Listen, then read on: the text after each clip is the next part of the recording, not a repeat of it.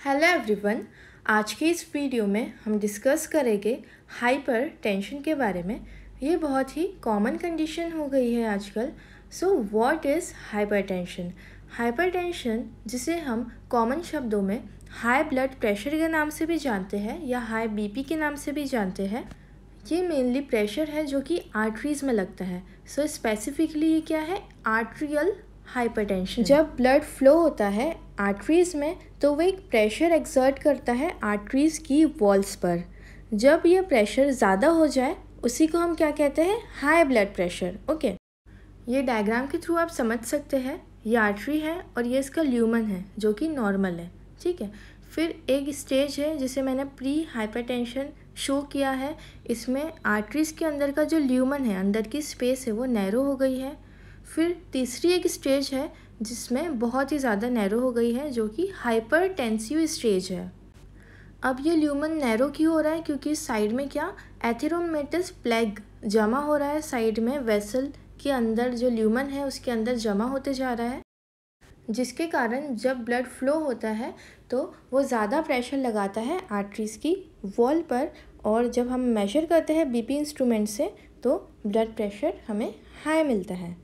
Hypertension एक long term medical condition है। इसका मतलब ये कि ये सडनली कभी नहीं होता। ये धीरे धीरे, जब अंदर ब्लड वेसल वॉल में प्लेग जमा होता है धीरे धीरे, तो धीरे धीरे ब्लड प्रेशर राइज होता है। ठीक है, इसीलिए इसकी स्टेजेस रहती है।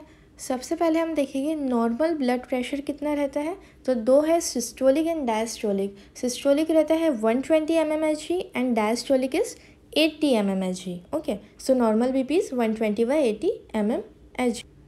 Second, pre hypertensive stage. Pre hypertensive stage हम कब कहते हैं?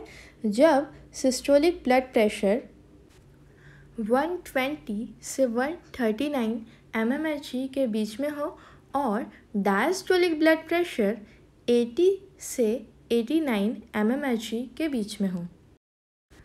उसी प्रकार हाइपरटेंसिव स्टेज फर्स्ट हम कब कहते हैं? ये हम तब कहते हैं जब सिस्टोलिक प्रेशर 140 से 159 mmHg एंड डायस्टोलिक 90 से 99 mmHg। स्टेज सेकेंड, जब systolic more than 160 and diastolic more than 100। Okay, एक टर्मिनोलॉजीज में होती है वाइट कोट हाइपरटेंशन। तो ये क्या होता है? सिंपल सा है। इसमें जब हम बीपी मेजर करते हैं हॉस्पिटल में तो पेशेंट का ब्लड प्रेशर इंक्रीज़ मिलता है, और जब हम बीपी वही पेशेंट का घर पे मेजर करते हैं तो वो नॉर्मल मिलता है। तो इसको हम क्या कहते हैं? White coat hypertension. एक रहता है आइसोलेटेड सिस्टोलिक हाइपरटेंशन। इसका मतलब क्या होता है? हाइपरटेंशन में बस सिस्टोलिक ब्लड प्रेशर ही इंक्रीज है, डायस्टोलिक नहीं है। ठीक है, सिस्टोलिक प्रेशर ही इंक्रीज है। सो इसमें सिस्टोलिक ब्लड प्रेशर कितना रहता है? मोर देन और इक्वल टू 140 mmHg। बाकी जो डायस्टोलिक रहता है वो नॉर्मल प्रेशर की रेंज में रहता है, जो कि कितना रहता है? 80 रहता है। So it is under 90 mmHg। Okay, next is types of hypertension. Very important. दो प्रकार के हो सकते हैं, या तो प्राइमरी या तो फिर सेकेंडरी। प्राइमरी का ही दूसरा नाम रहता है एसेंशियल हाइपरटेंशन, जिसमें कोई भी पैथोलॉजी नहीं रहती है। सेकेंडरी में कोई ना कोई पैथोलॉजी होती है जिसके कारण ही सेकेंडरी हाइपरटेंशन होता है। सो प्राइमरी इज़ कॉमनेस्ट 95%, बाकी सेकेंडरी हमें 5% ही मिलता है। प्राइमरी हाइपरटेंशन हम कैसे डायग्नोज करते हैं? तो 3 विजिट्स में हम बीपी चेक करते हैं पेशेंट का, और तीनों बार अगर इंक्रीज़ मिलता है BP, then we can consider that he और she is suffering from primary hypertension. Primary hypertension में हमें ज़्यादा सिम्टम्स नहीं मिलते हैं। मोस्ट ऑफ द केसेस में ये एसिम्टोमेटिक रहते हैं। थोड़े बहुत फीचर्स आते हैं जैसे कि टायर्डनेस आना, हेडेक होना, ये ट्रिफलिंग सिम्टम्स रहते हैं। Okay, next is etiology. Hypertension primary के क्या क्या कॉजेज़ हो सकते हैं? 2 कारण मिलके हो सकता है। एक पहला इन्वायरमेंटल, और कुछ जीन स्पेस में इन्वॉल्व रहते हैं। ठीक है, सबसे पहले हम बात करते हैं क्या क्या इन्वायरमेंटल कॉजेज़ हो सकते हैं, जैसे कि ज़्यादा सॉल्ट का इनटेक करना, या फिर आर्टरीज़ में कोई एबनॉर्मलिटी होना, या फिर ब्लड वॉल्यूम का इंक्रीज़ हो जाना। ठीक है, या कुछ ना कुछ जेनेटिक डिसऑर्डर्स होना, और बहुत ही इम्पॉर्टेंट कारण किसी प्रकार का स्ट्रेस लेना। ठीक है, कंटिन्यूस स्ट्रेस है अगर लाइफ में तो हाइपरटेंशन होने के चांसेस बहुत ज़्यादा रहते हैं। हमने प्राइमरी में देखा था कि कोई भी पैथोलॉजी डेवलप नहीं हुई थी, बाकी सेकेंडरी में कुछ ना कुछ पैथोलॉजी होती है जिसके कारण हाइपरटेंशन होता है, इसलिए इसे हम क्या कहते हैं, सेकेंडरी हाइपरटेंशन। इसमें अगर देखें कि क्या कारण होता है तो मेजॉरिटी केसेस में जो एबनॉर्मलिटी मिलती है वो हमें आर्टरीज में मिलती है जो कि किडनी को सप्लाई करती है। ठीक है, अगर कभी भी किडनी में ब्लड फ्लो अच्छे से नहीं होता है तो रास mechanism, renin angiotensin aldosterone mechanism system जो है वो एक्टिवेट हो जाता है, तो बीपी इंक्रीज हो जाता है। Now second is causes of secondary hypertension. First is renal diseases. कौन कौन सी रीनल डिजीज़ रहेंगी जिसके कारण हाइपरटेंशन होगा? First is very important, glomerulonephritis, chronic pyelonephritis. Third, renovascular disease. Reno for kidney, vascular means vessel, kidney की vessel में disease हो रही है, जैसे कि वेसल के अंदर एथेरोमेटस प्लेक जमा हो गया तो ल्यूमन नैरो हो गया जिसके कारण प्रेशर एक्सर्ट होगा और हाइपरटेंशन की कंडीशन बन जाएगी। या फिर कोई फाइब्रोमस्कुलर डिस्प्लेजिया है, ठीक है, मतलब वेसल्स में कोई एबनॉर्मलिटीज़ है, जैसे टकायासु आर्थराइटिस या पॉलीआर्थराइटिस नोड्यूसा। इन सभी टॉपिक्स पर मैं अलग वीडियोस बनाऊंगी, ये बहुत ज़्यादा ब्रॉड टॉपिक्स है। ओके, टकायासु आर्थराइटिस में क्या होता है, RES मतलब रीनल आर्टरी स्टीनोसिस, स्टीनोसिस होगी, बंद होगी वो आर्टरी तो ब्लड प्रेशर इंक्रीज़ हो जाता है। लेकिन पॉलीआर्थराइटिस नोड्यूसा में RAS नहीं होता, मतलब रीनल आर्टरी स्टीनोसिस नहीं होता है, तभी भी हाइपरटेंशन देखने को मिलता है। फिफ्थ, पॉलीसिस्टिक किडनी डिजीज़, ठीक है, तो इसमें भी हाइपरटेंशन मिलता है। और छठवा है JG सेल्स का ट्यूमर, मतलब जस्टा ग्लोमेरुलर सेल जो कि किडनी में प्रेजेंट होती है, उसका ट्यूमर जो कि रेनिन सिक्रीट करती है। Okay, second category is endocrine. सबसे मेन तो रीनल था, फिर सेकेंड आ जाती है एंडोक्राइन डिसऑर्डर्स है, ठीक है, उनमें भी कभी कभी हाइपरटेंशन देखने को मिलता है। सबसे पहला रहता है कुशिंग सिंड्रोम, इस पर मैं वीडियो बना चुकी हूँ तो आप इसे ज़रूर देखें, इसमें भी क्या होता है, हाइपरटेंशन होता है। सेकेंड, कोन सिंड्रोम, इसमें एल्डोस्टेरोन का लेवल इंक्रीज़ हो जाता है। थर्ड, फियोक्रोमोसाइटोमा, इसमें भी ब्लड प्रेशर इंक्रीज़ मिलता है। Fourth, hypoparathyroidism. Okay, fifth is thyroid gland में कोई एबनॉर्मलिटी है, या तो हाइपोथायरॉयडिज्म हो या हाइपरथायरॉयडिज्म हो, दोनों ही कंडीशन में हमें हाइपरटेंशन देखने को मिलता है। इसके अलावा एक कॉमन एंडोक्राइन डिसऑर्डर रहता है एडिसन्स डिजीज़, लेकिन एडिसन्स डिजीज़ में कभी भी बीपी इंक्रीज नहीं होता है।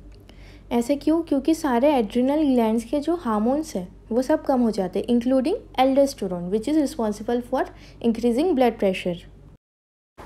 थर्ड कैटेगरी क्या है, कनेक्टिव टिश्यू डिसऑर्डर, ठीक है, तो इसमें कौन कौन से डिसऑर्डर्स आ जाते हैं? सबसे पहला रहता है पॉलीआर्थराइटिस नोड्यूसा, जिसकी हम पहले भी बात कर चुके हैं। Second, systemic sclerosis. Third is Takayasu arthritis, तो इसमें क्या होता है, ये भी एक कनेक्टिव टिश्यू डिसऑर्डर है जिसमें आर्टरीज एबनॉर्मल बनती है। फोर्थ इज़ हार्ट की ऐसी कौन सी डिजीज़ है जिसमें हाइपरटेंशन मिलेगा? सो हार्ट डिजीजेस, तो इसमें हमें मिलता है कोरेक्टेशन ऑफ एओर्टा, ठीक है, तो इसमें भी हमें हाइपरटेंशन मिलता है, COA जिसे हम कहते हैं।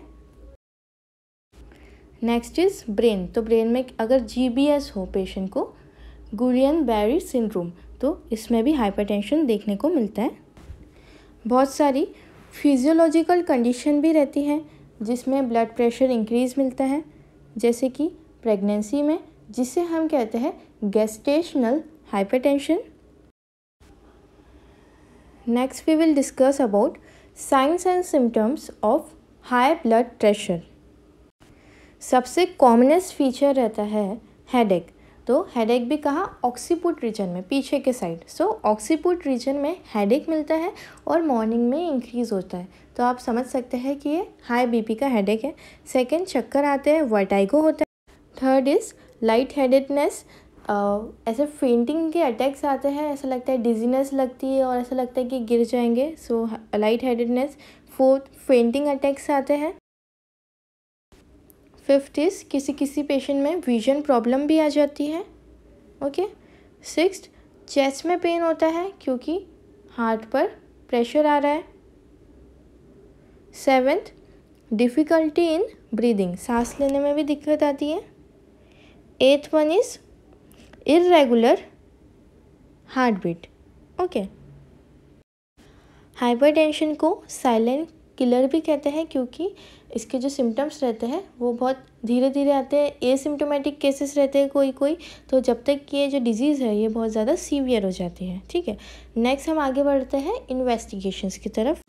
बहुत ही इजी इन्वेस्टिगेशन है, बीपी इंस्ट्रूमेंट के थ्रू हम मेजर कर लेते हैं कैसा बीपी है। दूसरा है, अगर सेकेंडरी हाइपरटेंशन है तो उसका कुछ ना कुछ कॉज है, तो कॉज है जैसे कि फियोक्रोमोसाइटोमा, तो इसमें हमें सीटी स्कैन, एमआरआई, यूएसजी सब चीज़ की ज़रूरत पड़ सकती है। Next is complications. तो क्या क्या कॉम्प्लिकेशन आएगी अगर ब्लड प्रेशर बढ़ गया तो? सबसे पहला रहता है हार्ट पर कोरोनरी आर्टरी डिजीज़ हो सकती है। कोरोनरी आर्टरी कौन सी होती है? जो हार्ट को सप्लाई कर रही है, तो इसमें प्रॉब्लम आ सकती है। सेकंड, आई में विजन लॉस तक हो जाता है अगर रीनल आर्टरी डैमेज हो गया, क्योंकि renal artery is also an artery, और patient chronic kidney failure, chronic kidney disease में भी जा सकता है। Last one is treatment. क्या ट्रीटमेंट करवाएंगे हम हाइपरटेंशन का? तो सबसे पहले हम मैनेज करने की कोशिश करेंगे कि जो सॉल्ट का इंटेक है वो कम करें। ठीक है, ओबेसिटी के कारण भी हाइपरटेंशन ज़्यादा सीवियर हो सकता है, तो एक्सरसाइज करने का बोल सकते हैं। ठीक है, प्राइमरी हाइपरटेंशन का हमने एक कॉज देखा था स्ट्रेस, तो स्ट्रेस को कम करने का बोलेंगे। ठीक है, तो योगा, मेडिटेशन ये सब एडवाइस करेंगे हम पेशेंट को। और कोई ड्रग ऑफ चॉइस रहते हैं जैसे कि डायूरेटिक्स क्या करेंगे? फ्लूइड वॉल्यूम को कम करेंगे, सो डायूरेटिक्स हम दे सकते हैं। दूसरा रहता है बीटा ब्लॉकर्स हम दे सकते हैं। एस इनहिबिटर्स हम देते हैं, एसिटाइल कोलिन एंजाइम इनहिबिटर्स, और ड्रग्स जैसे amlodipine. Okay, so this is all about hypertension. I hope you understood the topic. If you like the video, don't forget to like, subscribe to my channel. I'm Dr. Prachi and thank you so much for watching.